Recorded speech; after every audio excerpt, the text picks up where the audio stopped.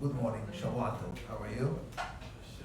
All good? Moshe, Mazal Tov on your sister-in-law's wedding. Siman Tov. Congratulations, yes. Good morning, Kahal Kadosh, Shavua Tov, Mevorach. Today, Monday, the 12th of Mar Heshvan, corresponding to the 18th of October. Today's class graciously sponsored by Isaac ben Ezra, Le'ilui Nishmat, his father, Yom Tov ben Rachel, Alav Shalom. Iratzon, that to the words of Torah, his neshama have an aliyah in Gan Eden, amen. We had a beautiful, uplifting, and meaningful class yesterday with Rabbi Shalom Arush in the main sanctuary. I am not going to go through the entire class. Be'ezat Hashem, video and audio link will be uploaded later on today via itorah.com, that you're going to be able to check it out there, and we're going to share it with those who are registered in our email list as well as the WhatsApp list. But I'll tell you one thing that impacted me personally, and I believe that many of us will share the same concept. And I got like a wake-up call to reality. So one of the main messages that the great rabbi gave was that if we want Mashiach to come, and if we want to see the world in a better light, there is an obligation to increase in one of the 613 mitzvot of the Torah, which is Ve'afta l'reacha kamocha. Ve'afta l'reacha kamocha. To love your fellow man as you love yourself. And I know, and I'll be the first one to agree with you, that is perhaps one of the most difficult mitzvot of the entire Torah to fulfill. We agree on that. But you know what affected me in a good way? He says, we have so many negative commandments, right? Don't hate, right? 365. No, 248, 365. For example, don't hate, don't cheat, don't hurt, don't belittle, don't despise, don't be jealous, don't speak Lashon Hara. We all know that. It says, but if we concentrate on the positive, we're going to dissipate the negative. It says, for years, we all talk about Lashon Hara, right? Don't speak Lashon Hara, don't text Lashon Hara, don't mimic Lashon Hara, don't make hand motions in a Lashon Hara way. But if we are able to go to the root, which means ahava, love and respect for each other, so when I see you, I see myself. And when you see me, you see yourself. Kav zechut. You know, a person always is done le kav zechut to themselves. We always give ourselves the justification and the benefit of the doubt. So if we do this to ourselves, why can't we try to transmit this message to others? When the rabbi said this, I said to myself, this is like, and I said it in the class yesterday, like a medicine. In medicine, you have different types of medicines, right? Some medicines are there to treat the symptoms, but some medicines go to the root of the problem. I'm not going to tell you which medicine does what. I'm not a doctor, but I think that even between Tylenol and Advil, there is acetaminophen, something like that, and ibuprofen. There is a difference of how they affect. One goes to the brain, one goes to the blood cells, whatever that means in medical term. I don't know, I'm not a doctor, but I understand this concept that Lashon Hara deals with the symptoms. What prompted me to speak Lashon Hara? If I love you as I love myself, will I say something bad about you? Never. Will I look at you, father and son? Are you going to look at your son with jealousy? The opposite. You're going to be happy. That was one of the messages that the rabbi did mention yesterday. that when we increase in respect for each other and acceptance for each other and love for each other, gradually darkness disappears and light and godliness starts coming to the world. To me, that was justified the hour message. I hope that I deliver it with the same clarity as he did yesterday. But it's clear here because I was making the translation to the rabbi. So listen to the entire class. And it says, and he said that a person needs to pray for this. And who is this message to? To each and every one of us, but especially for those who observe Torah and mitzvot. Sometimes, even among the very observant groups, there is this dislike. You know, you don't agree with me, you're wrong. You don't do my way or the highway. Those are right. Those are statements that are not conducive to unity and to harmony. Completely the opposite. So, Be'ezat Hashem, we hope and pray that the message gets loud and clear, and we'll try to work on this matter. And Be'ezat Hashem, we'll have the zechut of the Yeshua. Amen. So, since yesterday we took a detour from the regular class, we'll share perhaps some message of the Gemara of yesterday and some message of the Gemara of today. The Gemara of yesterday talks about Rabbi Nehunya ben Akana. Rabbi Nehunya ben Akana was a great sage of the Talmud, very famous. Maybe not so much for his name unless you learn Gemara, but because of the prayers that he composed. One of the prayers, right, is the powerful prayer that is in our daily prayers of the Siddur, Ana Bechovah Gedulat Yeminecha Tatir Serura. This prayer, it's a prayer that not only we recite a few times a day. You say it in the Korbanot, you say it Kiryat Shema and Amitabh before you go to sleep, then we say it in the Omer. Every night of the Omer, we finish the Mnaseach, we say Ana Bekovah. It's a very powerful Kabbalistic type of a prayer, and he also established the prayer of the Beth Midrash. You know, like a person prays Shaharit Mincha Arvit, there is a prayer that those who learn Torah recite before learning and after learning. Perhaps in a setup of this type is not very common, but in the yeshiva world, in the kolelim, in the yeshivot, this is printed in every page, in every book of the Gemara. And it's a prayer to ask Hashem to help us that the learning should be proper. Allow me to read the prayer, which is self-explanatory. So it says, Tanu Rabbanan, bichnisato ma'hu omer.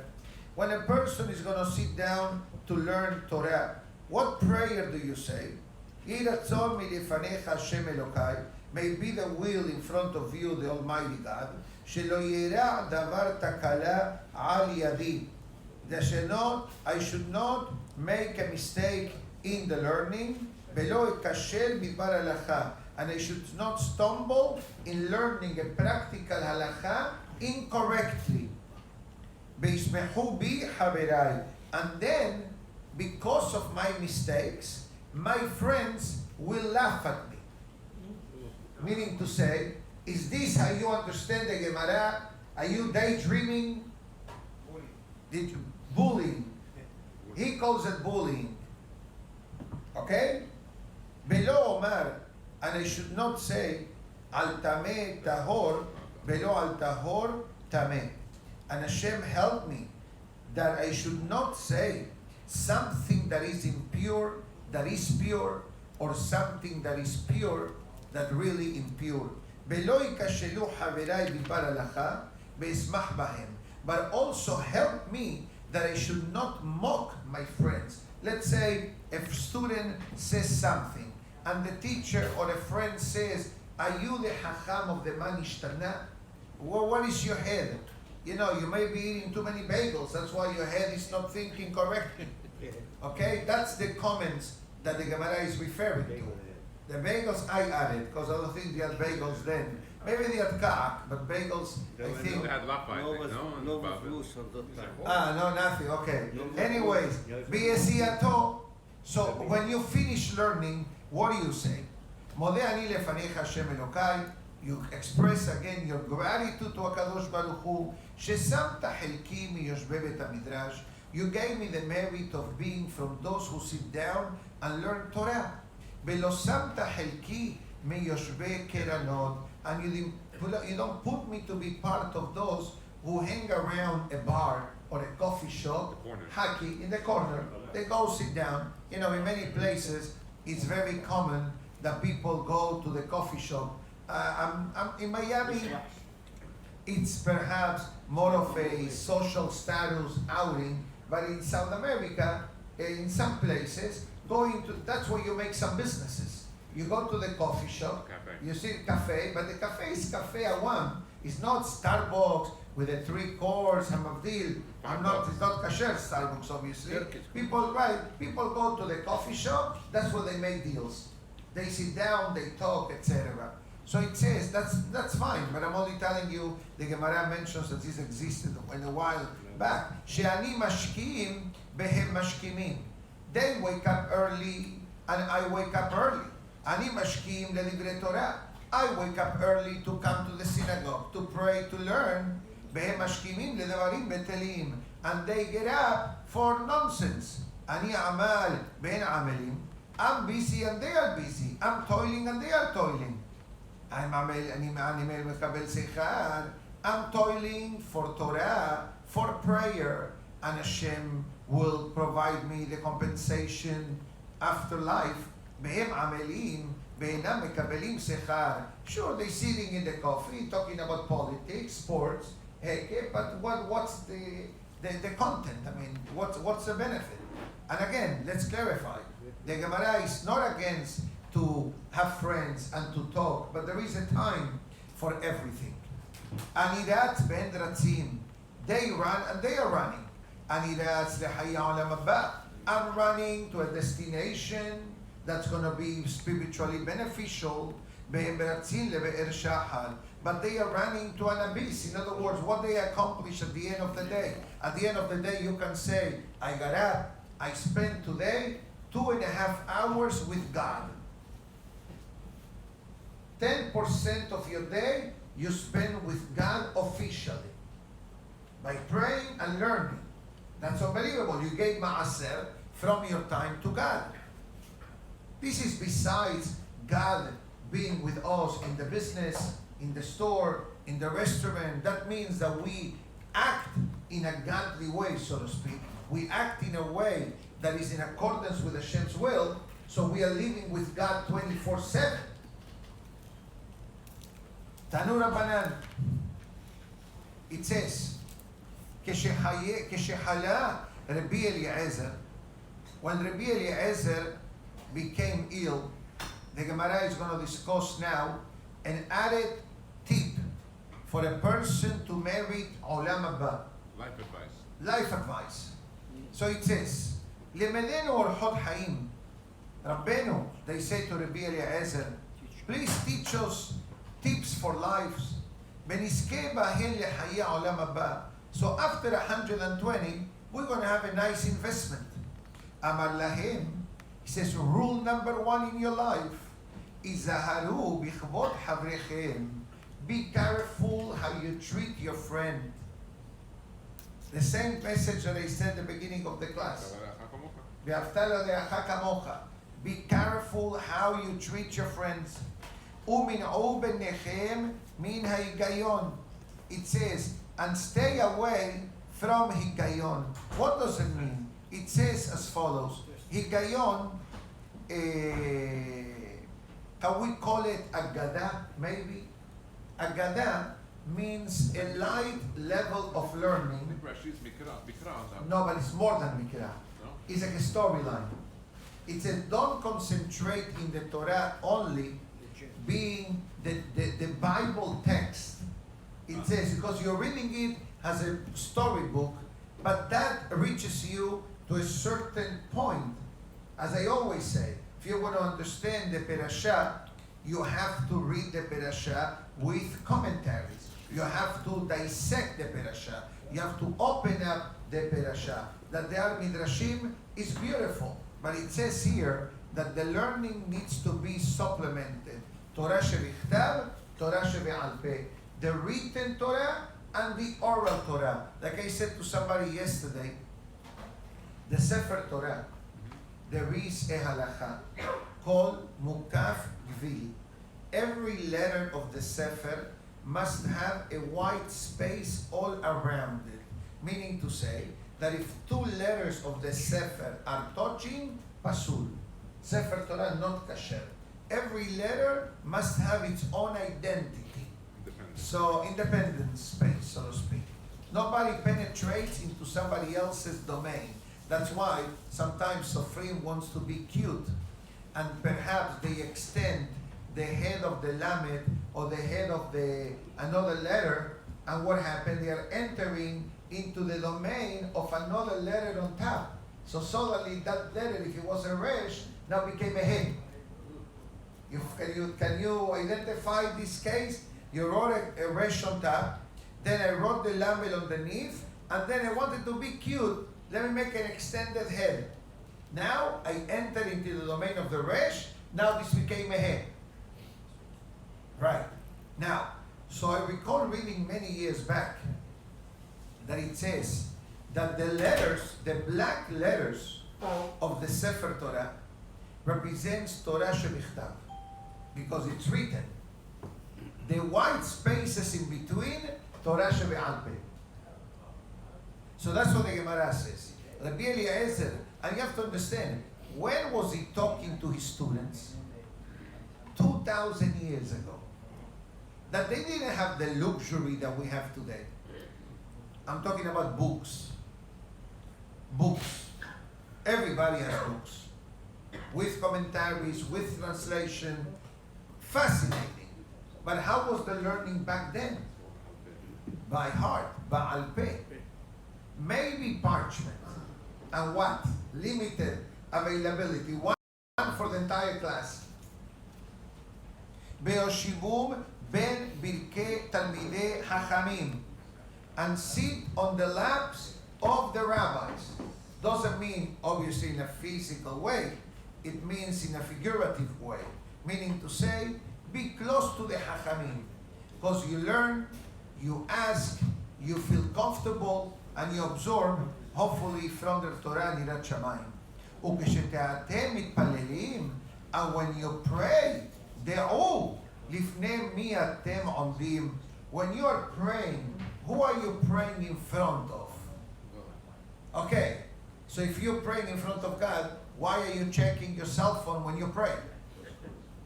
Not that you do it, God forbid. But that's exactly what the Gemara is saying. You know, the question in the halakha is brought down, if you are allowed to learn Torah when the rabbi gives a speech. You want to know the answer? Not allowed. No.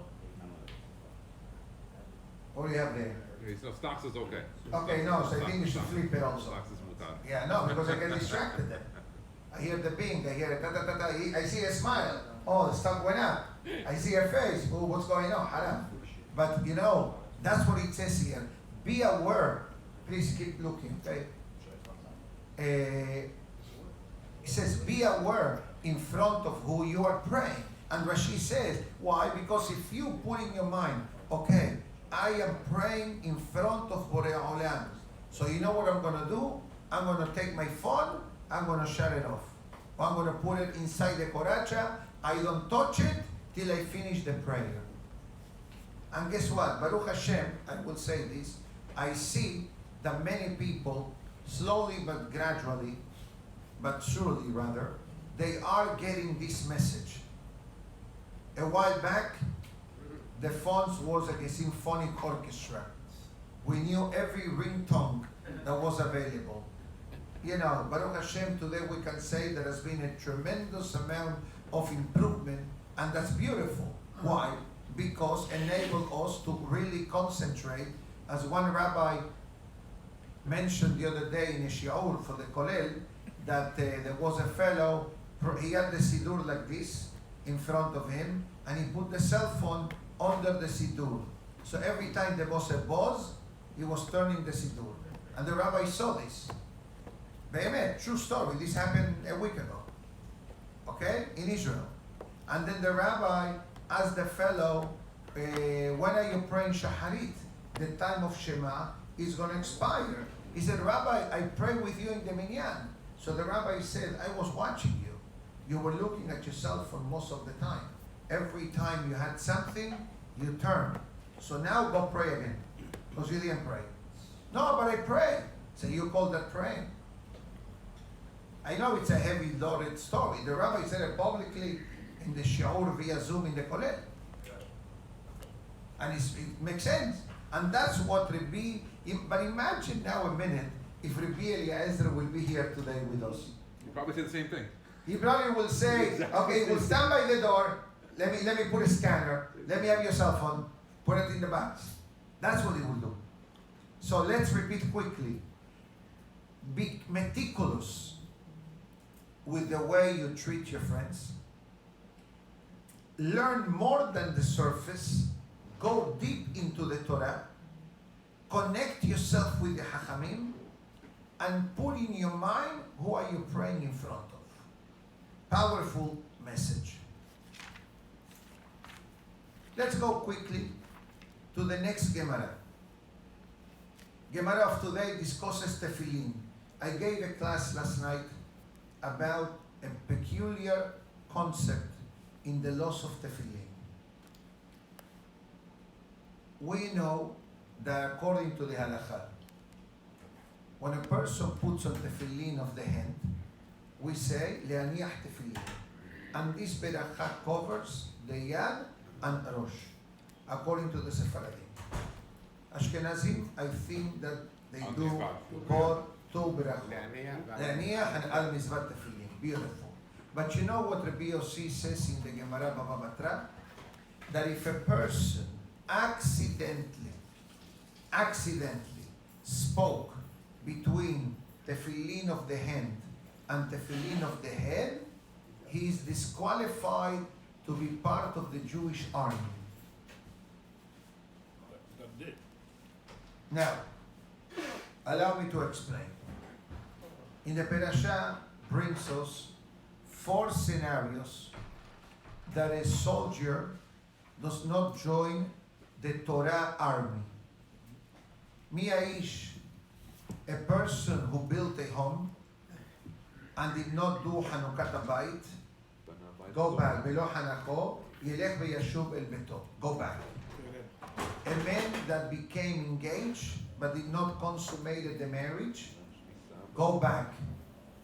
I will explain the reasons in a minute.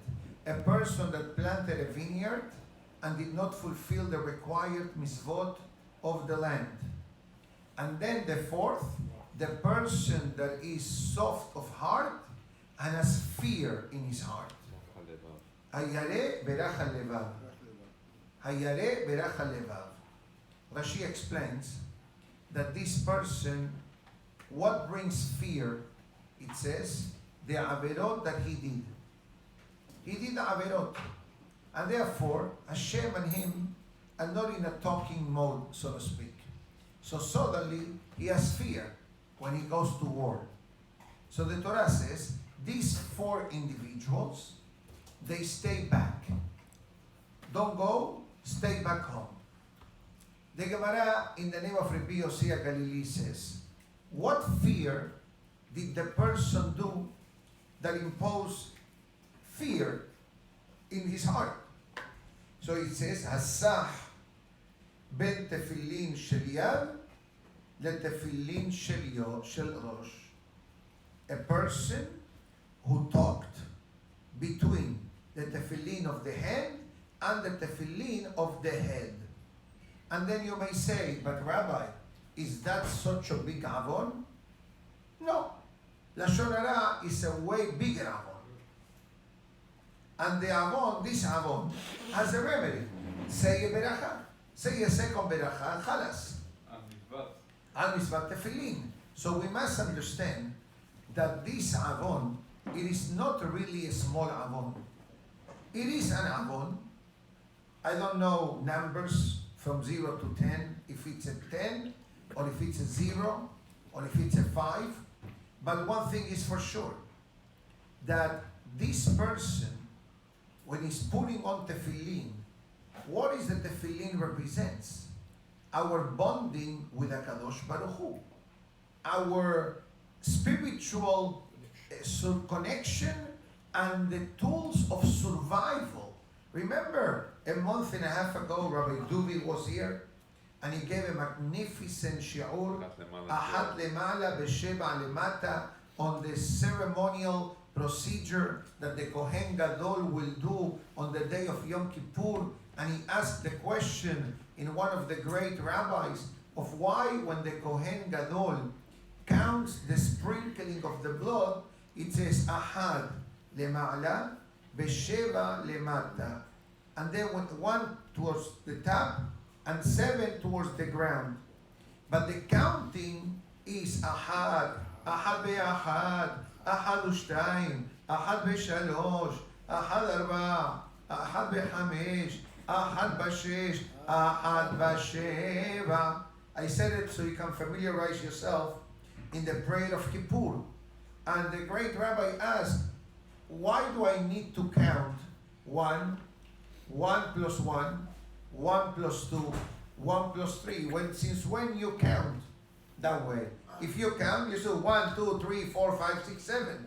So I don't remember the source that he quoted, but it was definitely a great source, that it says that this concept of the sprinkling of the blood towards upwards represents the connection with HaKadosh Baruch Hu. And the 7 towards the ground represents how the Yetzer Hara wants to bring the person down. So when the Kohen counts Ahad, Ahad Be'ahad, we tell him the Yetzer Hara, I have Hashem with me. That's why he say, you try to knock me down one time, I bring God with me. You want to do it again, I bring God again. Ahad, Ahad Be'ahad. And where do we see this? The Gemara in Sukkah brings 7 names of the Yetzer Hara. 7. One by Adam, one by Noah, one by Shlomo, one by David, one by Yoel, and Irmiyah and Navi. I think all of them 7. I have the notes upstairs in the office. And David HaMelech says in the book of Tehillim, Sheva Ipol Sadik Vakam. The Gemara in Sukkah is a Daf Nun Bet, I believe. Shiv'a Shemot La Yetzer Hara. And every one of these 7 Tzaddikim calls the Yetzer Hara with a different nickname. Arel, Tameh, Shlomo HaMelech calls him Melech Zaken Uksil. Yoel or Irmiyah Navi call him Kata Sefoni, yani the poisonous snake.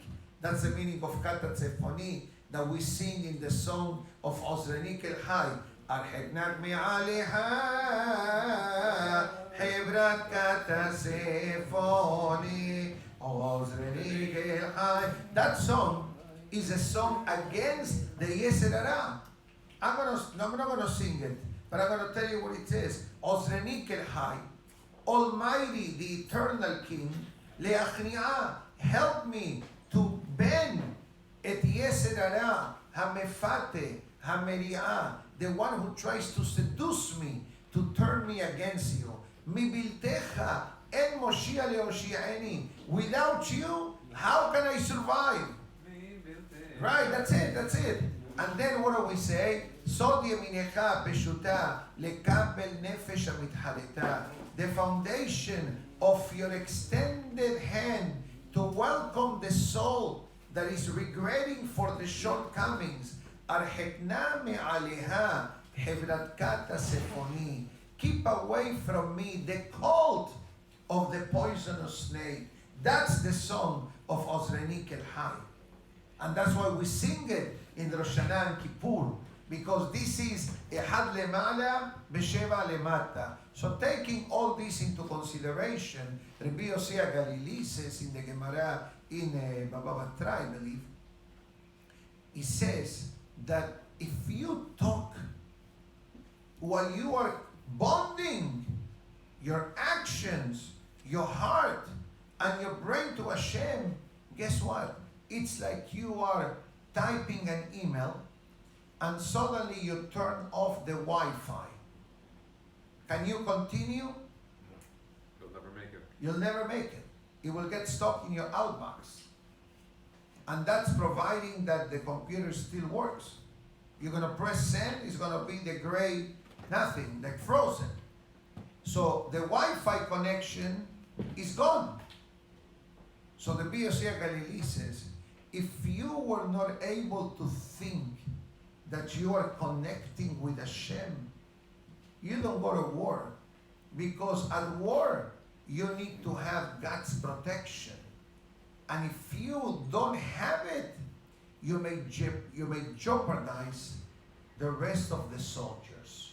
That's why, from a Torah perspective, a Jewish soldier does not qualify by their skills, but they qualify by their Torah knowledge and Irat Shamayim. I know that for the 21st century, this statement may not be, accurate. But from a Torah perspective, and that's what I'm saying, the Jewish army, I'm not saying the Israeli army. It's two different ball games. Two different ball games. We respect and we love the Hayalim, everything good. But as the Pasuk says in Zechariah Navi, Lo b'chayil v'lo b'koach kim b'nuchi amar Hashem tzevakot.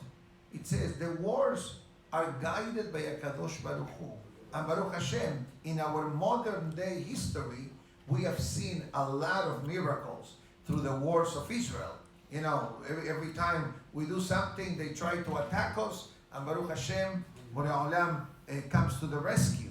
So you may ask yourself, Rabbi, you gave 4 reasons of why a soldier is disqualified. The Tefilin makes sense.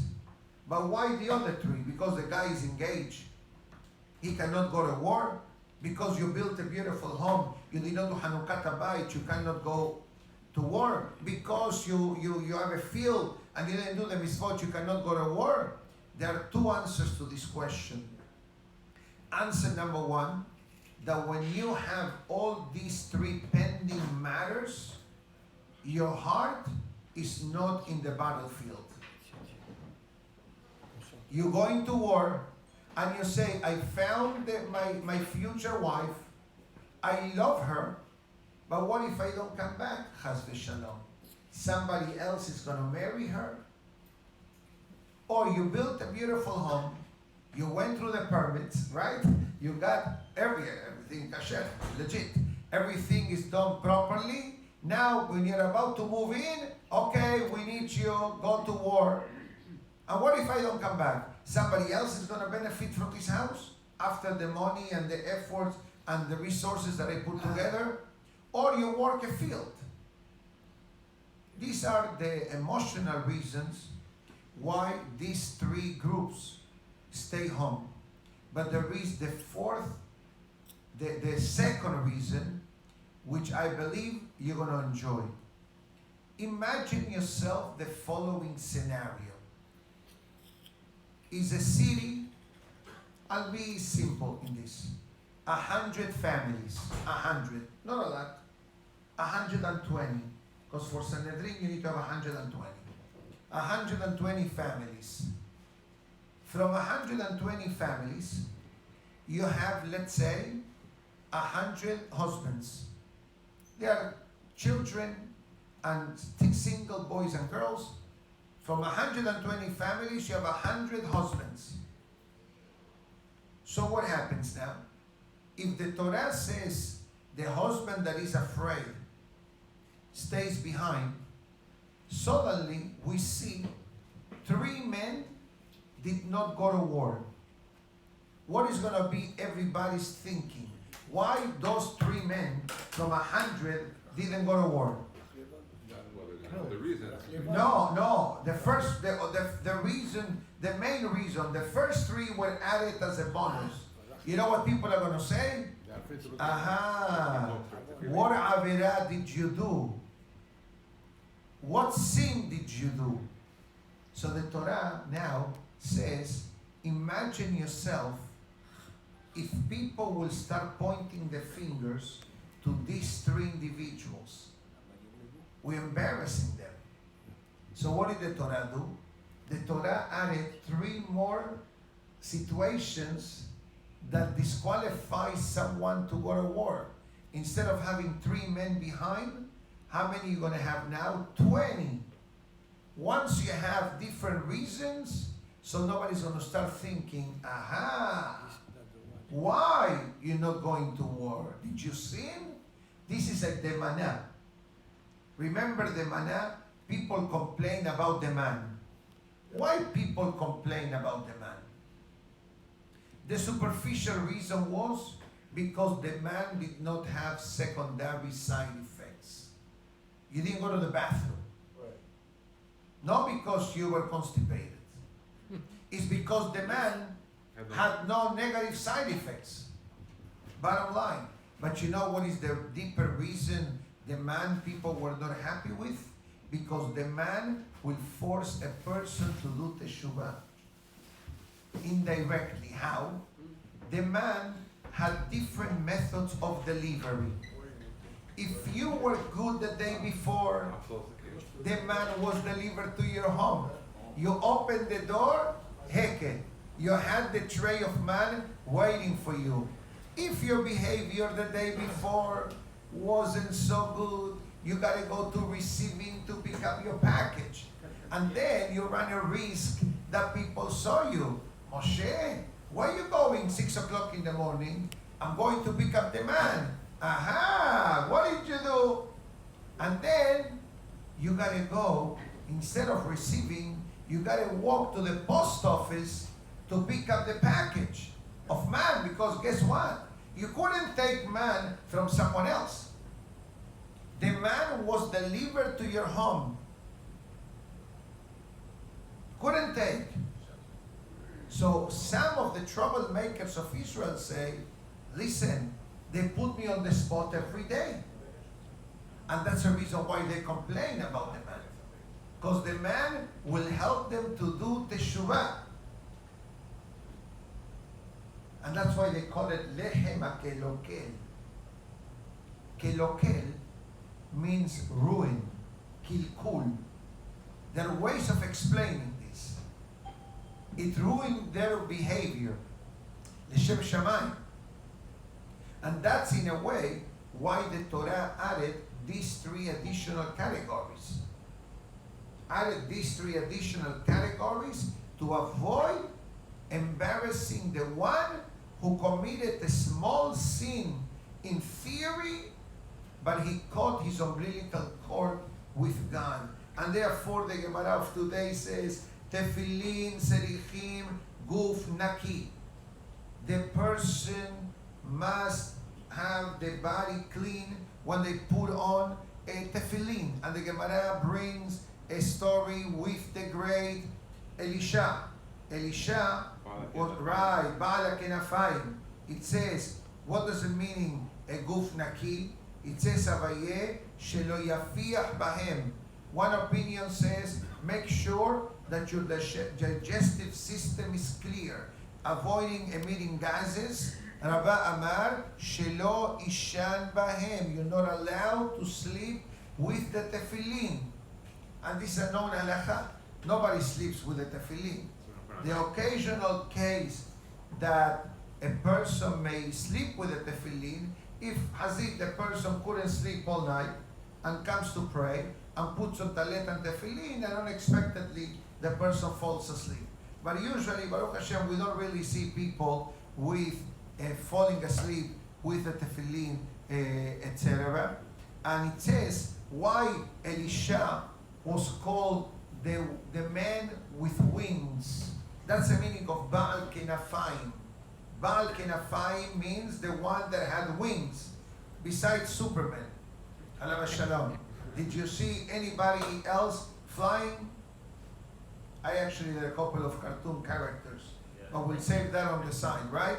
Now, I ask you a question. Did you see a human flying? Not yet. Yeah, if you have artificial wings with a propeller tank, maybe that's from technology. But be'emet, in the time of the Gemara, how could it be that someone was called the person with wings? So the Gemara tells a quick story, and it says that there was a decree during the time of the Roman Empire that anyone that will wear tefillin, lo aleinu velo alechem, I'm not going to give you the physical, corporal punishment of the Romans, but it was tragic, affecting the head of the person. Decapitation, To a certain extent, no? Or crucifixion. no. They will pierce the brain section of the head. Oh, the makom tefillin. Right. I'm sorry. And it says that nevertheless, Elisha did not pay attention to this decree. And he walked around with tefillin. So one day, one of the sergeants of the Roman Empire saw Elisha. You have to understand, this happened during the time that the Roman Empire eventually destroys the second Bet HaMikdash, executes the 10 martyrs, among them Rabbi Akiva, Rabban Shimon ben Gamliel, Rabbi Ishmael Kohen Gadol. They created atrocities, Haruge Betar, also in the land of Israel. They took over, and that's the exile that we are experiencing now. The exile that of today is based on the Roman Empire. So it says that this fellow, when he saw Elisha with the tefillin, started to run after Elisha. He wanted to execute the rabbi.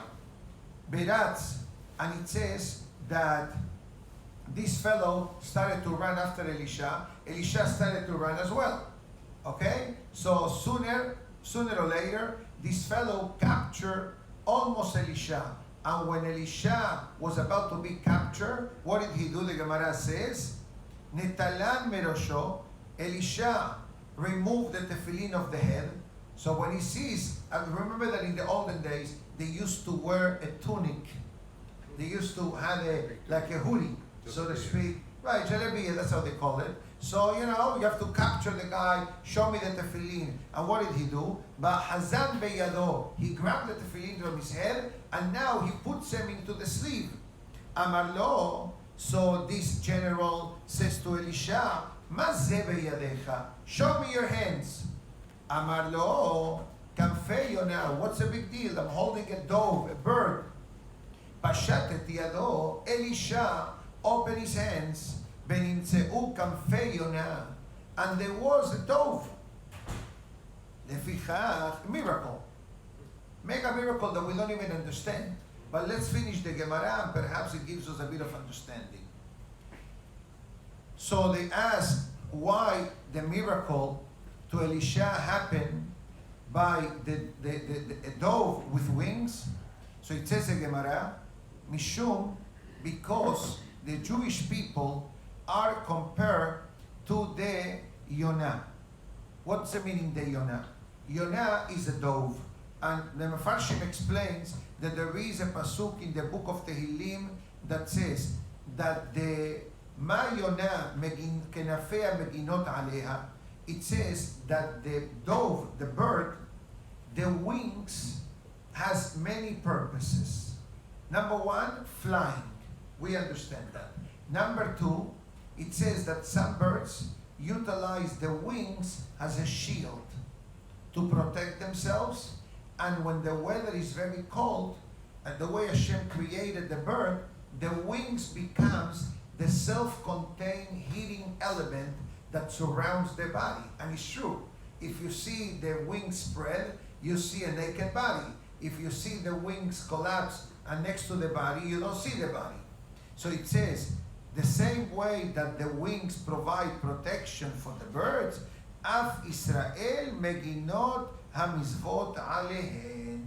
The mizvot become a shield of protection to the Jewish people, which is a very interesting explanation the Gemara means. What does it mean? Assimilation, we'll finish with this. assimilation, perhaps. Oy, oy, oy. Oy, oy, oy. What happened? It did not record. Did not record? But thank God we have iTorah.com recording live. No, but you usually have the backup. This thing is out, you know? We can start again. It's not a big deal. You want me to start again? I gotta reshuffle my appointments. Boker Tov, today is, Good morning, everybody, today. So let's finish. So, you know, a person, I want to finish with the following statement. The person, the world believes that perhaps assimilating ourselves, has v'shalom, it will help us find grace in the eyes of the world. But the bottom line is completely the opposite. You know, there was a great rabbi, his name was Rabbi Chaim of Volozhin, Nefesh HaChaim. And it says a powerful, deep statement. And it says the following: if the Yehudi forgets to make Kiddush, the Goyim will make Havdalah. What does it mean in a spiritual level?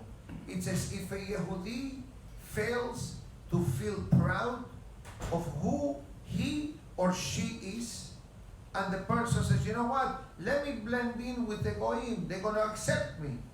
Believe me, every time people tried assimilation, it bounced back.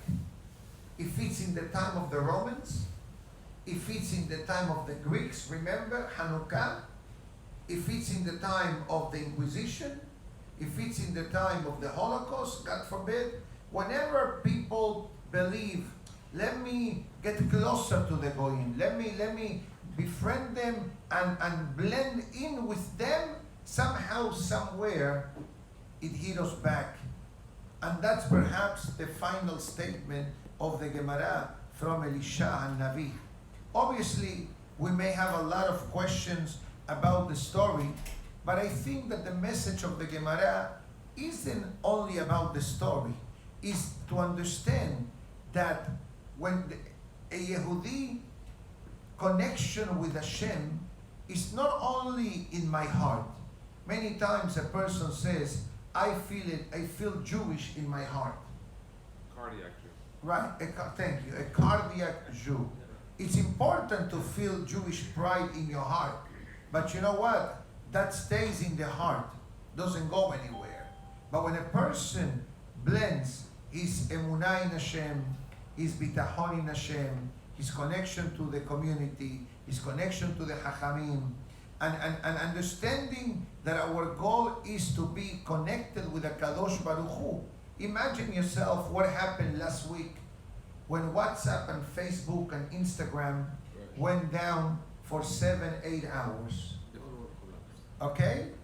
Some people, I'll be honest with you, were very happy.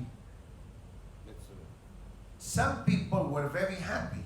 Some were not. Some people lost a lot of money in those 7 hours. I want you to know that.